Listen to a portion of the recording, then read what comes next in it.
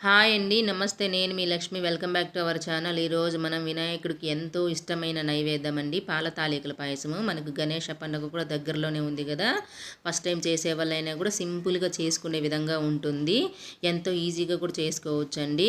చిన్న చిన్న టిప్స్ పాటించి చేసినామంటే మనకి ఇది పక్కా కొలతలతో పర్ఫెక్ట్‌గా వస్తుందండి. అంత సింపుల్‌గా చేసుకోవచ్చు. ఇది ఎలా చేయాలనో దీని ప్రాసెస్ స్టార్ట్ చేద్దాం.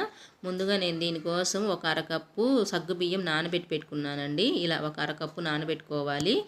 ఇలా ఈ కప్పు నిండా వేసుకున్నా నేను. ఇవి పక్కన పెట్టుకునేసి స్టవ్ మీద ఒక గిన్నె పెట్టుకునేసి మనం ఇందులో ఒక కప్పు బెల్లం వేసుకునేద్దాం. ఒక కప్పు బెల్లం అయితే కరెక్ట్గా సరిపోతుందండి. ఏ కప్పుతో బెల్లం తీసుకున్నామో అదే కప్పుతో పిండి తీసుకుంటాం కాబట్టి ఇందులో ఒక అరకప్పు నీళ్లు వేసుకునేసి ఈ బెల్లం మనకి బాగా కరిగేంత వరకు కరగబెట్టుకోవాలి. పాకం ఏం అవసరం లేదు. మనకి బెల్లం కరిగితే చాలండి. ఇలా స్పూన్తో బాగా కలబెట్టుకుంటూ ఉండాలండి. మంట మీడియంగా పెట్టుకునేసి ఇది మొత్తం కరిగేంత వరకు కరగబెట్టుకోవాలి. ఇంకొక విషయం అండి, నాకు జలుబు చేసి వాయిస్ ఇలా తేడాగా ఉంది, ఏమనుకోవద్దండి. ఇప్పుడు మొత్తం ఇది బాగా కరిగిపోయింది కదా! ఇలా కరిగితే చాలు. స్టవ్ ఆఫ్ చేసి దీన్ని తీసి పక్కన పెట్టుకునేసి స్టవ్ మీద ఇంకొక బాండిల్ పెట్టుకునేద్దాం. ఇలాంటిది ఏదన్నా ఒక స్టీల్ది కానీ మీ దగ్గర ఏది ఉంటే అది పెట్టుకునేసి ఒక కప్పు నీళ్ళు వేసుకోవాలండి. ఇలా ఒక కప్పు నీళ్ళు వేసుకునేసి స్టవ్ ముట్టించుకునేద్దాం. వెడల్పుది అయితే ఏదైనా కొంచెం బాగుంటుంది మనకు కలిపేకి. ఇందులో కొద్దిగా బెల్లం వేసుకునేసి ఈ బెల్లం బాగా కరిగేంత వరకు కరగబెట్టుకునేద్దాం. మనకి ఈ బెల్లం కరిగి ఇక్కడ బబుల్స్ లాగా వస్తాయండి. నీళ్ళు అనేది బెల్లం మొత్తం కరిగిపోయిన తర్వాత ఇట్లా బబుల్స్ వస్తే మనకి అప్పుడు సరిపోతుంది. చూశారు కదండి, ఇలా మనకి బబుల్స్ వస్తే కరెక్ట్గా సరిపోతుంది. ఇప్పుడు స్టవ్ ఆఫ్ చేసుకునేసి మనం ఇందులో బియ్యం పిండి వేసుకునేద్దాం. నేనైతే పొడి బియ్యం పిండి వేస్తూ ఉన్నానండి. ఇది ఇంట్లో ఆడిచ్చుండేదే. ఒకవేళ మీరు ప్యాకెట్ పిండి అయినా కూడా వాడుకోవచ్చు. ఇలా పిండి వేసుకునేసి దీన్ని ఎక్కడ ఉంటలు చుట్టకుండా బాగా కలబెట్టుకోవాలి. మీరు ఒకవేళ తడి బియ్యం పిండి వాడేట్టుగా అయితే నీళ్లు కొంచెం తగ్గించి వేసుకోండి. నేను ఒక కప్పు వేసినాను కదా, మీరు ముక్కాలు కప్పు వేసుకునేస్తే సరిపోతుంది. ఎందుకంటే అందులో కొంచెం తేమ ఉంటుంది కాబట్టి. ఇట్లా మొత్తం బాగా కలబెట్టుకున్న తర్వాత దీన్ని ఇప్పుడు మనం పక్కకు దించుకునేసి ముద్ద చేసుకునేద్దామండి. ఇప్పుడు మొత్తం ఇలా గంటెది కూడా తీసుకునేసి దీన్ని పక్కన పెట్టుకునేసి దీన్ని ఒక ఉండలాగా చేసుకునేద్దాం. ఈ పిండి మొత్తం మనం ఒక ముద్దలాగా చేసుకోవాలి. దీన్ని బాగా ఇట్లా చేత్తోనే ఇట్లా నొక్కుతూ కలిపినామంటే ఇది మనకి ముద్దలాగా వస్తుందండి. అప్పుడు ముద్దలాగా వచ్చిందంటే తాలికలు అనేది మనకి చాలా బాగా వస్తాయి. చూసారు కదా, ఇట్లా వచ్చింది. ఇప్పుడు ఇందులోంచి కొద్దిగా పిండి పక్కకు పెట్టుకోవాలి.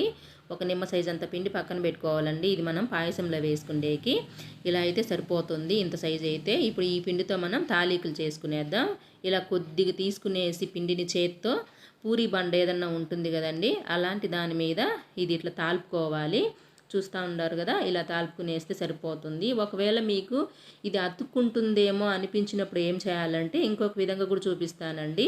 ఇప్పుడు మనం ఇంత సైజ్ చేసినాం కదా, ఇట్లా పిండి కొంచెం వేసుకునేసి కొద్దిగా పిండి పెట్టుకునేసి ఇలా మనం తాలికలు తాలిపినామంటే చేతికి అతుక్కోకుండా ఇలా బండకు కూడా అతుక్కోకుండా ఉంటుంది. ఇలా కొంచెం పొడుగ్గా చేసినప్పుడు ఏం చేయాలంటే దీన్ని ఒక 2గా కానీ 3గా కానీ చేసుకోవచ్చు తాలికలు అనేది.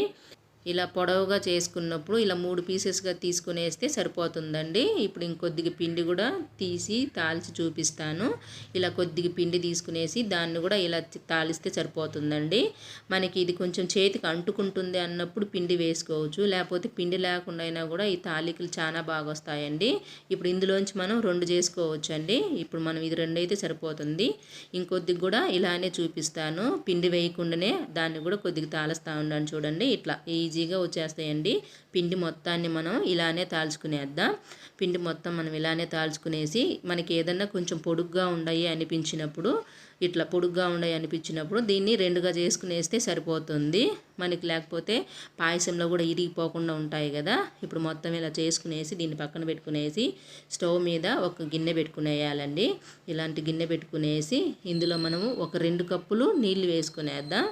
2 కప్పులు నీళ్లు వేసుకునేసి నీళ్ళు బాగా మరిగేంత వరకు మంట మీడియంలో పెట్టుకొని మరిగించుకునేసి ఇప్పుడు ఇందులో మనము నానబెట్టుకున్న సగ్గుబియ్యం వేసుకునేద్దాం. నీళ్ళు బాగా మరిగినాక సగ్గుబియ్యం వేసుకోవాలండి.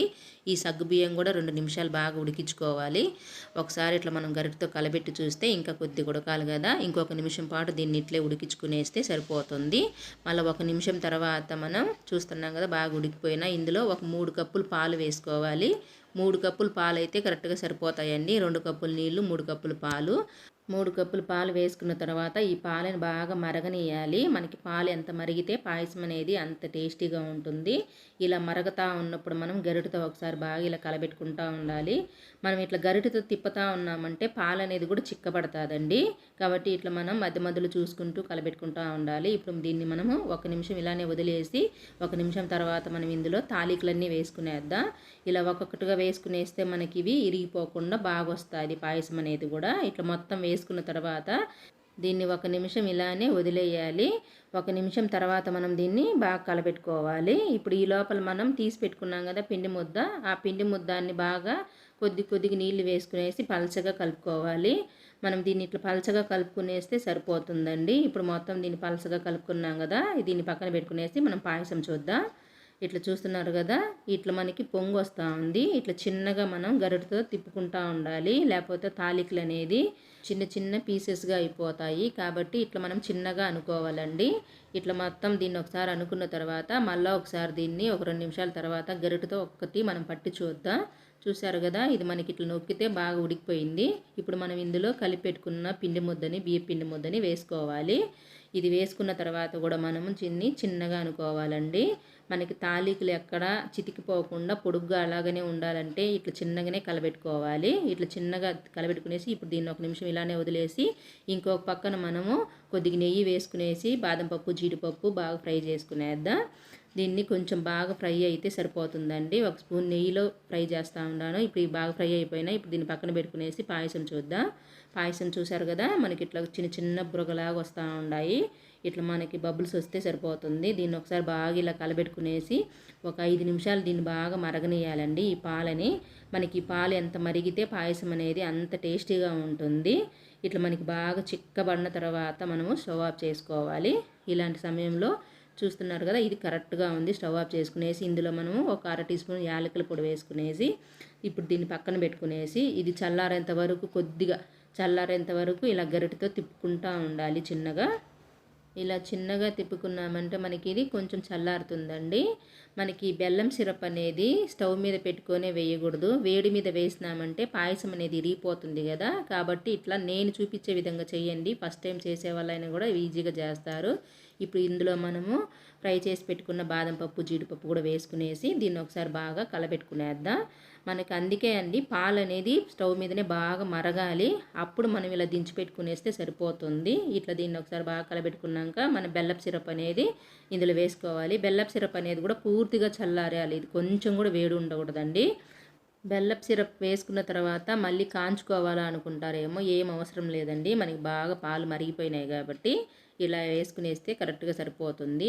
మీకు పలచగా ఉంది అనుకున్నప్పుడు ఏం చేయాలంటే పాలు అనేది ఇంకొంచెంసేపు బాగా కాంచుకునేస్తే సరిపోతుంది.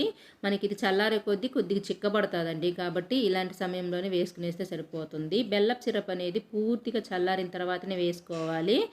ఫస్ట్ టైం చేసే వాళ్ళైనా కూడా ఈజీగా చేసుకునేలాగా ఉంది కదండి. ఈ వీడియో కనుక మీకు నచ్చితే లైక్ చేయండి. మరిన్ని రెసిపీస్ కోసం మన ఛానల్ని సబ్స్క్రైబ్ చేసుకొని పక్కనే ఉండే బెల్ ఐకాన్ని క్లిక్ చేస్తే నేను పెట్టే వీడియో మీకు నోటిఫికేషన్ వస్తుంది.